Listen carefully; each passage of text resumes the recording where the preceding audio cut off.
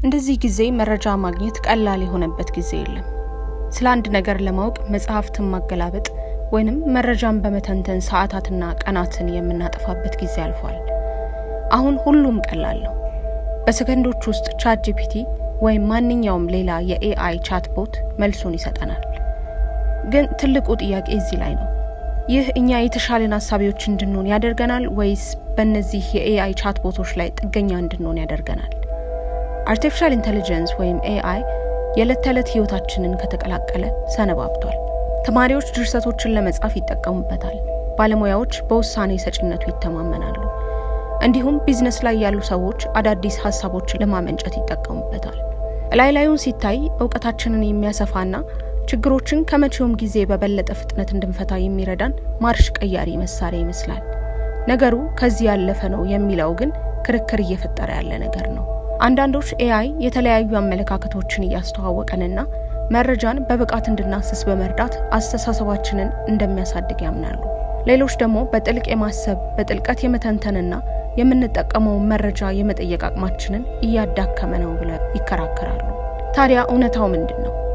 የሰው ልጆች የተሻለን የበለጠ መረጃ ያለንና የተሻለ ማመዛዘን ያለን ወደ መሆን እየተሸጋገርን ነው ወይስ በኤአይ የመነጨ መረጃን እንደወረደ የምንጠቀም እየሆንን ነው? በዚህ ቪዲዮ ውስጥ በሁለቱም የክርክር አቅጣጫ ያሉ ሁነቶችን እንገመግማለን። የገሃዱ ዓለም ምሳሌዎችን እንመረምራለን። ኤአይ ይዞብን የመጣቸውን ስጋቶችን እንመለከታለን። ወደ እነዚህ ስጋቶች ከመግባታችን በፊት ግን እንደ ChatGPT ያሉ ቻትቦቶች ካላቸው መልካም ጎን እንጀምራለን።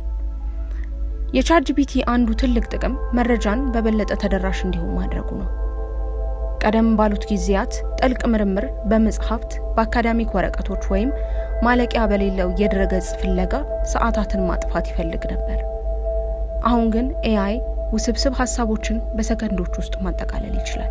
ይህም ሰዎች ለመረዳት አስቸጋሪ የሆኑባቸው ርዕሶችን ከተለያዩ የመረጃ ምንጮች አጣቅሶ በቀላሉ እንዲገነዘቡ እድልን ይሰጣቸዋል። ነገር ግን ኤአይ የሚሰጠንን ሁሉ በጭፍን እንቀበላለን ማለት ነው? እንደ እውነቱ ከሆነ ለብዙዎች የዚህ ምላሽ አይደለም የሚል ነው። ከተለያዩ የመረጃ ምንጮች የተገኙ ሐሳቦችን በአንድ ቦታ ላይ ማግኘት መቻላችን እንድናነጻጽርና የትኛው የሚታመን የትኛው ደግሞ የሚጣል ነው ብለን እንድንለይ ሊያደርገን ይገባል። መረጃን ከማቅረብ ባለፈ ኤአይ የአስተሳሰብ አጋር ሆኖ ይሰራል።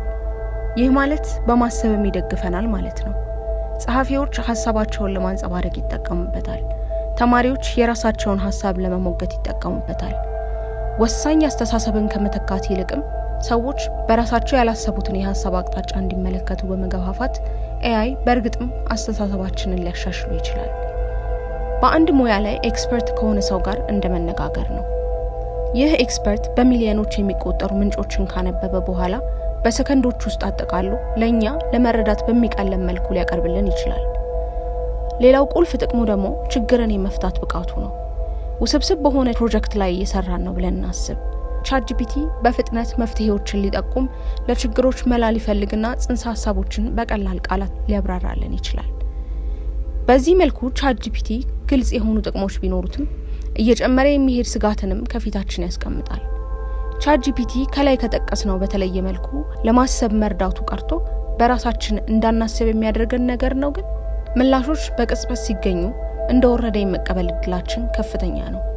ወሳኙ ነገር ግን ትክክለኛውን መልስ ማግኘት ብቻ አይደለም፣ መረጃን የመተንተን የመገምገምና የመጠየቅ ሂደት ነው። ነገር ግን በኤአይ በሚመነጩ ምላሾች ላይ ሁሌም ጥገኛ የምንሆን ከሆነ ስለምናነባው ነገር በጥልቀት ማሰብን ልናቆም እንችላለን። በጊዜ ሂደት ይህ ገለልተኛ አስተሳሰባችንን በእጅጉ ሊገድብ ይችላል። ውስብስብ ከሆኑ መፍትሄ የሚፈልጉ ጉዳዮች ጋር በራሳችን ጥረን መፍትሄ በመፈለግ ችግር ፈቺነታችንን ከማዳበር ይልቅ አንዳንዶቻችን ለመፍትሄ በቀጥታ ወደ ChatGPT እንሄዳለን።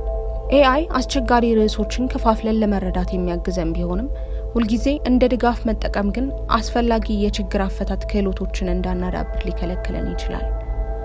የፈጠራና የማመዛዘን ችሎታችንንም እንዳናጠናክር ይገድበናል። ስለሆነም ChatGPTን እንደ መጨረሻ የመልስ ምንጭ ሳይሆን ለችግር ፈቺ ጉዟችን እንደ መነሻ አድርገን ማሰብ አለብን። ለምሳሌ አንድን ጽሑፍ እየጻፍን ከሆነ ወይም አንድን ጉዳይ እየመረመርንና ችግሮችን ለመፍታት እየሞከርን ከሆነ ኤአይ ሐሳቦችን በማመንጨት እንዲረዳንና ከሰጠን ሐሳቦች ውስጥ ደግሞ ራሳችንን እየመዘነንና እያጠራን መሄድ ይኖርብናል። በኤአይ የሚሰጡ ምላሾች ሁልጊዜ አሳማኝ ሊመስሉን ይችላሉ። ነገር ግን ትክክል ላይሆኑ የሚችሉባቸው አጋጣሚዎች ጥቂት የሚባሉ አይደሉም። መልሶችን በጭፍን ከመቀበል ይልቅ አስተማማኝ ምንጮችን በመመልከት ማረጋገጥ የሚኖርብን ሲሆን ከመጽሐፍት፣ ከአካዳሚክ ወረቀቶችና ታማኝ ከሆኑ ድረገጾች ላይ ማጣቀሻ መረጃዎችን መመልከት አለብን። እንደ ChatGPT ያለ ኤአይ ተጨማሪ አጋዥ መሳሪያ እንጂ የአስተሳሰብ ምትክ መሆን የለበትም።